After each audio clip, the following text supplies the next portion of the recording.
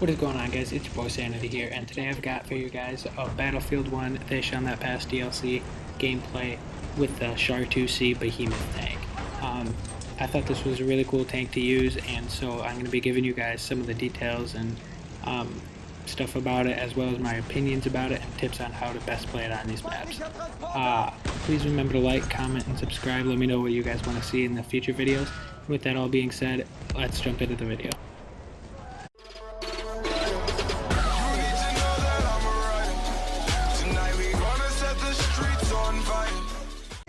Before any of this can even happen, what you have to do is you have to get into the driver's seat of the Char-2C tank.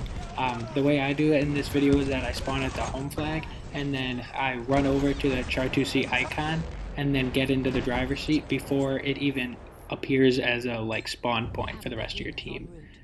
With all these people, like today being Tuesday, the first day of the DLC, with all these people trying to drive the new Behemoth as it is so new, this is probably the only way that you're going to be able to get into the driver's seat. So one of the first things you're going to notice when you get into this tank is just how slow it is. And because of this slowness, you really do need to kind of plot your course ahead of time and know where you're going to go, not just follow the action, shooting around to different corners of the maps. You really do need to go in a methodical, say, circular path, going from like A to B to C to D, or going back and forth between 2 or 3 points instead of just kind of roaming around trying to follow the action, because you'll be way too slow for that to be effective. Now right away here though, you can see just how powerful this front gun is, which I'll get to a little bit more later. But it one-shots the light tanks and two-shots the heavy tanks, or even if they're a little bit damaged, it'll just blow them up, which is really one of the powers of this tank. So with all that being said, let's get into the real deep part of this video, which is like the good parts of the tank and the bad parts, the pros and cons. So I would say first, probably the biggest thing about this tank is just how powerful that front cannon is. Nothing really in the game even compares to the power that this cannon packs when it can one-shot a light tank and two-shot a heavy tank. I mean, I think the closest thing to this would be like the either summoned from one of the other behemoths, or like the mines that you can plant to blow up a light tank. But even with that, like, it doesn't pack anywhere near the amount of damage that this can deliver. And so I would say that's definitely the biggest plus, and as a result of that, it clears out the battlefield for the rest of your team as infantry by eliminating the tanks, as well as you can kind of corral and push the tanks into a specific part of the map. For instance, if you are trying to push them back towards A and B, if you just have your tank on this side of the river, no tank is going to want to cross that river, because they know that you can just see them cross the river and just blow them up. So even if you aren't at E or one of those objectives, if you're close enough to it that you can see the river, then other tanks are going to kind of get the message and not want to go over there. And so you're defending that point even without being near it, which is really nice, because this tank would take forever to get there. And so not having to actually go there is a huge plus. So yeah, and the range of the front cannon is kind of what allows you to patrol that whole river. So even though you're only able to go to one point at a time, if you play it right and sit in the right position, you can kind of guard, the whole side of the river, which is 3 points. One thing that you might have overlooked or not even noticed at all is the fact that the turret rotation in these clips is around 50 or 60 degrees to the left of center. And what this allows me to do is to move forward while turning and shooting at the vehicles to my left. This may not look like very much right now, but later in the video, when enemies are closer and it's way more hectic, if I only had, say, 20 or 30 degrees in each direction, it would have been much harder to get them, because I wouldn't have been able to turn and move the main gun. I would have had to turn the whole tank, which, as you can see from the movement speed in this video, is very slow process. And so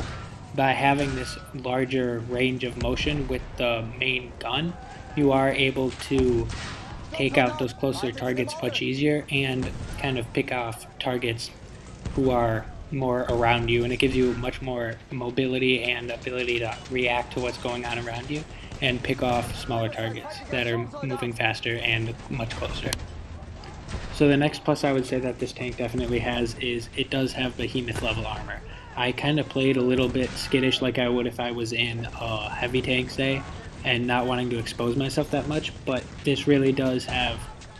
armor like a train would, so you are pretty free to just like sit out in the open and let people shoot stuff at you, because unless you have like a super organized enemy team trying to take you out, most likely if you get the tank late in the game like we did, it was like 600 to 700 when we got it,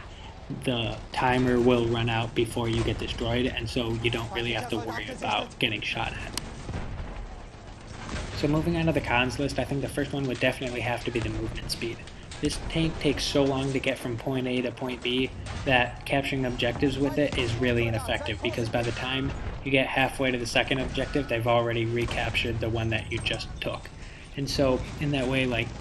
going point to point, getting objectives with this Behemoth is really ineffective, which is why you have to use it more as a slayer like I was here, just like, you know, take out tanks that come near you, instead of like playing the objective and getting points, which is really what the Behemoth is supposed to do, and, you know, help you win the game, not just help one person rack up a lot of kills. So next is that the side guns are really weak, and this might not actually be a problem with the power of the guns. It might just be that unlike other Behemoths, like say the Blimp or the Dreadnought, this tank is really easy to just avoid completely. If you just stay on kind of the other side of the map or a different part of the map, you can really easily just never really come in contact with it, and just you can look on your minimap and see where the icon is and just kind of avoid those areas. And so people often don't get close enough for those side guns to really be relevant. And so I can see that those guns could end up being kind of useless and people just wouldn't really ever use them. So that is one thing that they could think about, is like increasing the range on those so that they are able to pick people off and cover more area. Now the third weakness of this tank is that the driver's seat cannon is very weak against infantry. There were a lot of times I felt like I wasn't getting kills when I should have, or that it just was failing to register at all. Though this very realistically could have been an intentional thing to try to balance the strength that it does have against vehicles. But after the beginning of this video, all the vehicles kind of learned to just stay away from me, and so I ended up spending a lot of time shooting at infantry, and this main gun seemed very ineffective at that. So overall, I would say that this Behemoth is pretty fun to use if the enemy team is using a lot of tanks. It is really satisfying to get those 1 or 2 shot kills on tanks, but other than that, I would say that this is a pretty underwhelming Behemoth. It does very little to actually change the game. Like if you're losing, you're gonna lose even if you get the Behemoth. And I would say that overall a lot of work needs to be done to this Behemoth to make it more mobile, as well as to give it a little bit more range on the map, because like going up hills and stuff like that takes a long time, and like crossing the river you're vulnerable, and like you can't even go on that bridge because it can get blown up from beneath you. Pro tip.